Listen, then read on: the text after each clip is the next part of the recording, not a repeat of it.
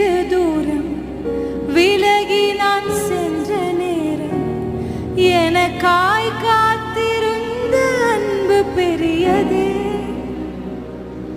விட்டு விலகும் நேரம் இடறி நான் விழுந்த போதும் என்னை தாங்கி கொண்ட கிருபை பெரியது.